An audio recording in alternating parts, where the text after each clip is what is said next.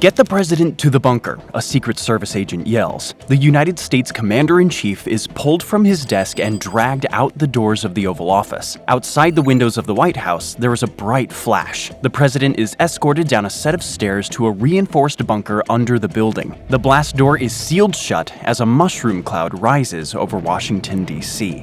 But what about the rest of the government? The United States has gone through several iterations of a doomsday plan to ensure that its government survives. Can the United States protect its chain of command and maintain an operational government during doomsday? As we uncover more details about the government's survival plan, it becomes apparent that there is one huge flaw in it. Many military analysts have stated that the world is closer to nuclear war now than at any other point since the Cold War. This is directly connected to Putin's war in Ukraine and the failure of the Russian military to secure a quick victory.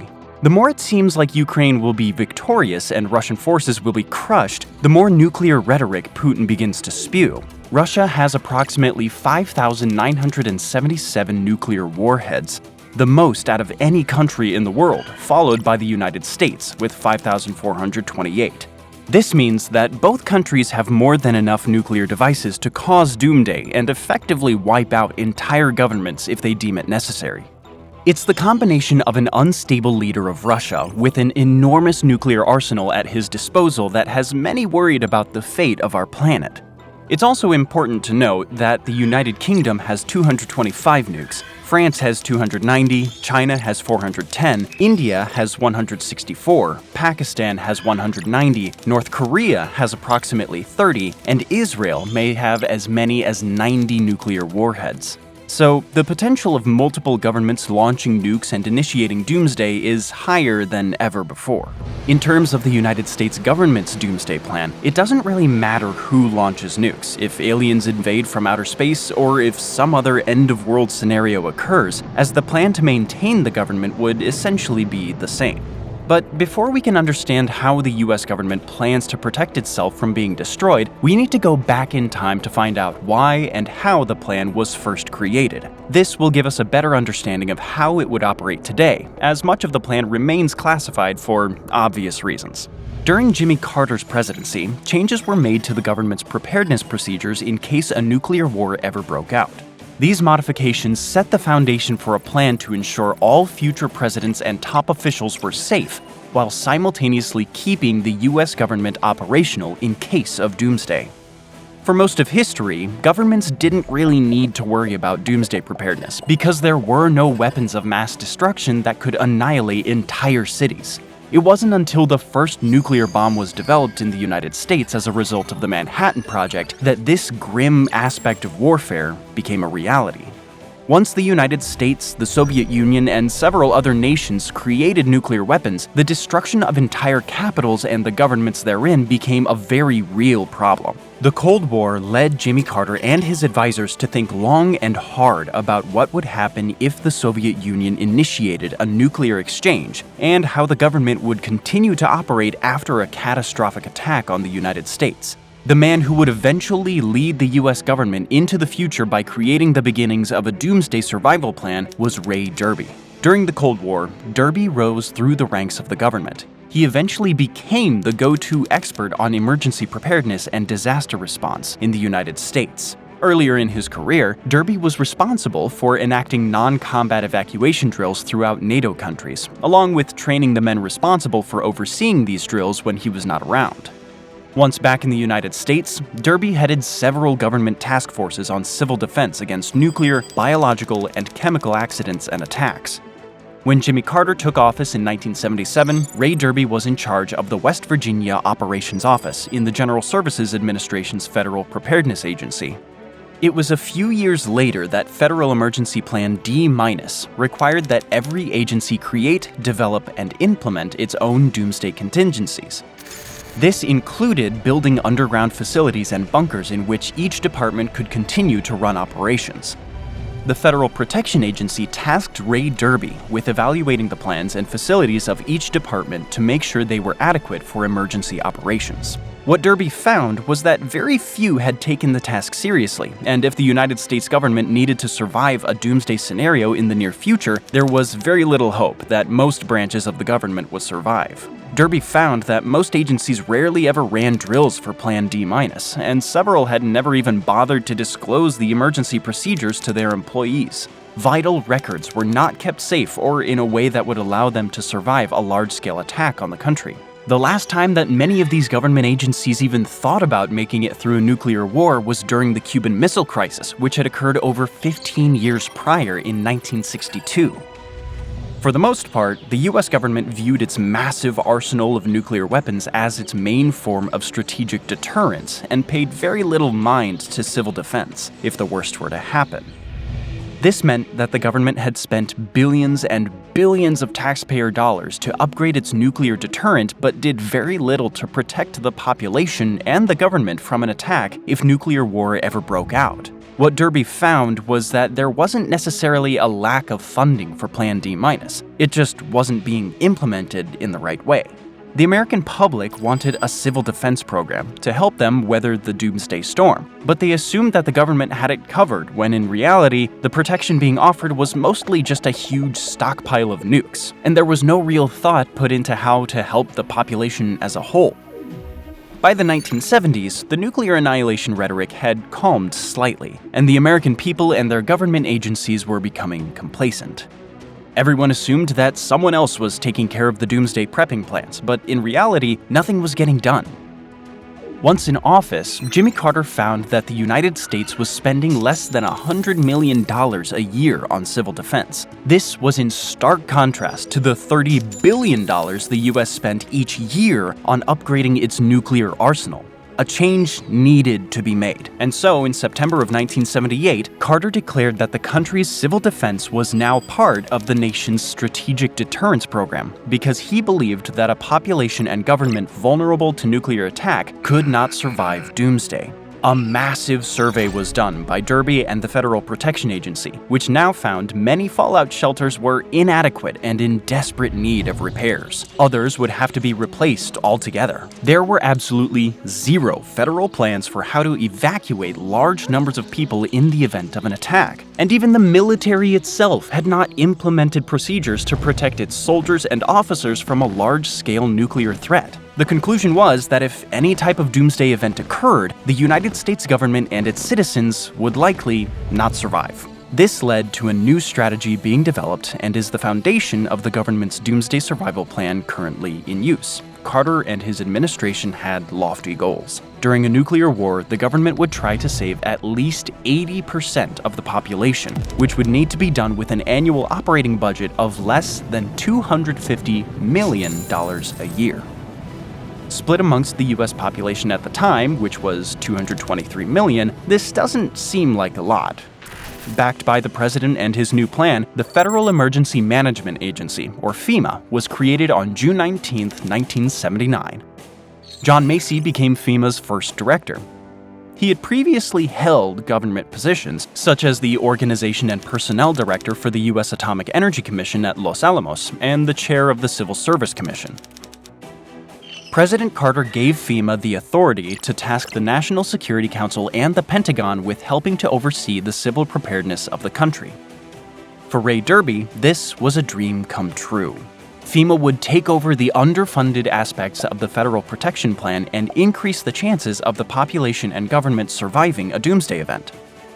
Derby was charged with running a special facility at Mount Weather, Virginia by FEMA. This site would consist of a fallout facility where several government organizations would be stationed during a doomsday event. Ray Derby was to oversee the building and subsequent expansion of what would become the Mount Weather Emergency Operations Center. This facility would need to contain a large stockpile of resources and survival items, while also having the infrastructure and personnel to allow the government to continue operating in the event of a nuclear war. As FEMA's plans developed, one thing became glaringly clear. In the event of a nuclear attack or any other doomsday scenario, the military would need to be deeply involved in domestic security. This meant that if the United States were attacked, martial law would almost certainly need to be put in place to allow the military to manage resource distribution and protect any remaining parts of society. It has since been uncovered that the government's Doomsday Survival Plan also admits that in the case of an imminent nuclear attack, martial law will likely be initiated before the actual event occurs. This would be done so that large numbers of people could be moved away from strategic military and government targets to mitigate the loss of life, although there is no clear plan for how this would be done. For obvious reasons, the government and military do not like to broadcast this aspect of the Doomsday Plan, as US citizens are likely to respond negatively to the military being given absolute power and control over their lives. As the Doomsday Plan developed further, more government evacuation sites were built. The Joint Chief of Staff was tasked with ensuring 60 different officials were assigned relocation sites in the event that an attack occurred. The main location where these important government agents would go was the Mount Weather Emergency Operations Center, which was the facility overseen by Ray Derby. However, there were alternate sites in Hagerstown, Maryland, Martinsburg, West Virginia, at the Marine Base near Quantico, Virginia, and Front Royal, Virginia. The FBI would be housed at Quantico, and the State Department would be relocated to Front Royal. Then there was Raven Rock. This would eventually become a 3-story building built into the side of Raven Rock Mountain near Blue Ridge Summit, Pennsylvania. Inside the mountain is what can only be described as a small city. There's a fire department, police station, state-of-the-art medical facilities, and several dining halls. Raven Rock has the ability to operate 24 hours a day and is one of the key locations for government officials to migrate to in the event of a doomsday scenario. In the 1990s, the facility began to fall into disrepair as the Cold War ended and the threat of nuclear war subsided. However, after the September 11th attacks, a renewed interest was placed in Raven Rock, and it has been refurbished since then. A lot has changed since the Carter administration, especially when it comes to technology.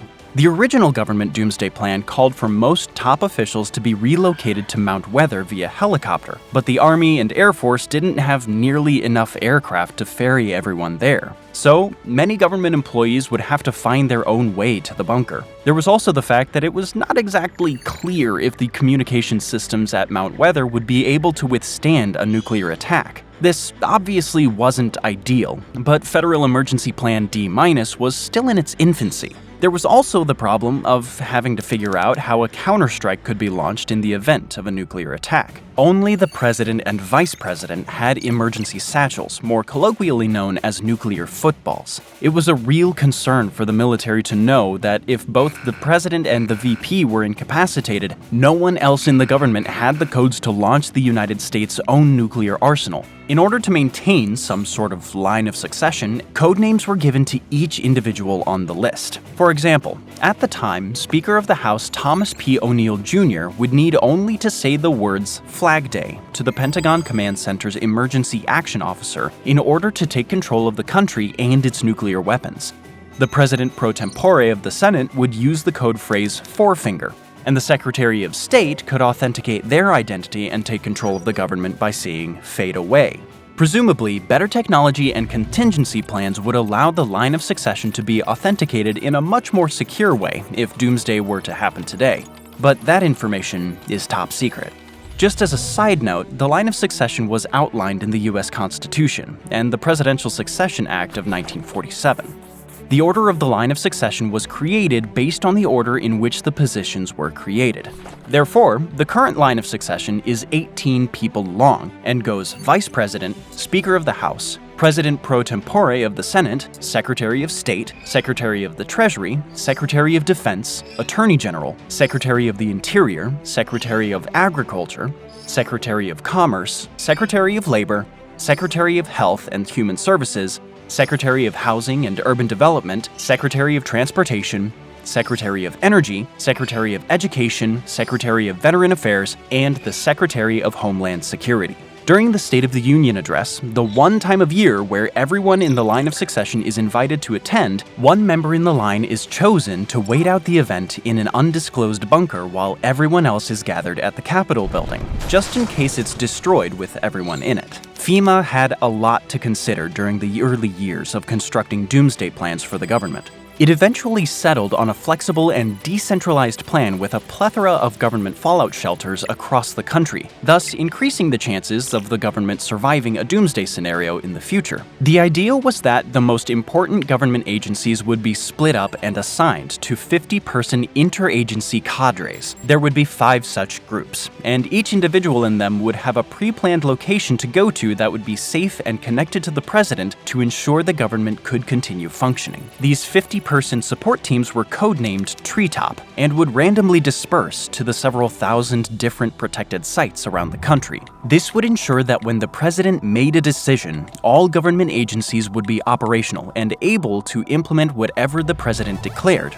at least in theory. This plan still ran into problems with authenticating orders due to a lack of advanced technology. But by George W. Bush's administration, the government could track presidential successors by satellites and cell phone systems. This made it easier to identify who should be in charge. The 50-person teams were set up to operate as the executive branch of the country for at least 6 months in case of doomsday. Today, budget allocations for the successor support teams are much higher than in the past. The Pentagon has continuously tested fortified mobile command centers. The Air Force has integrated electromagnetic bandwidth in satellites devoted to ensuring the continuity of the government. And large sums of money have been poured into fallout facilities such as Mount Weather, where the president would likely be relocated to in the event of doomsday. Interestingly, the United States government's survival plan focuses not only on saving people, but also places immense importance on saving certain documents and works of art in the event of a catastrophic attack. For example, the National Archive has been tasked with securing Freedom Documents Group 1 before all else, which consists of the Declaration of Independence, the U.S. Constitution, and the Bill of Rights. And even though many important people in the government don't have transportation to their bunkers, these documents have a special helicopter to fly them to Mount Weather in order to preserve the legacy of the United States. If time was of the essence and only some of the important documents could be saved, there are some that take precedence over others. The Declaration of Independence would be preserved before the Constitution. In the Library of Congress, the Gettysburg Address would be secured before George Washington's military commission. And during the Cold War, there was even a dedicated team of National Park Rangers whose job was to secure and evacuate the Liberty Bell from the city of Philadelphia if it was thought to be under threat. It's interesting to note at this point that there are teams and transportation devoted to saving several of these inanimate objects, but the government's doomsday survival plan has relatively few contingencies in place to save the lives of American citizens. This is just something to think about as we continue to discuss the more modern facets of the government's plan to survive doomsday. After the catastrophic civilization-ending event occurred, the government knew there would need to be programs in place to organize the survivors and jumpstart the country once again.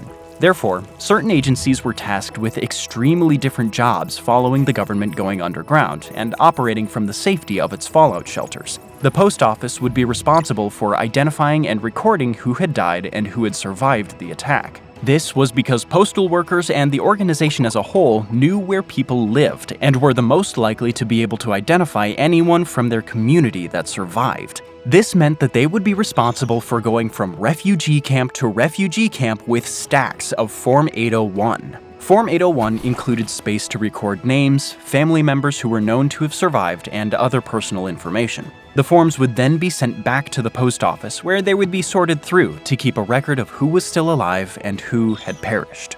It was also believed that the post office could use the forms to reunite families who may have been separated and sent to different camps.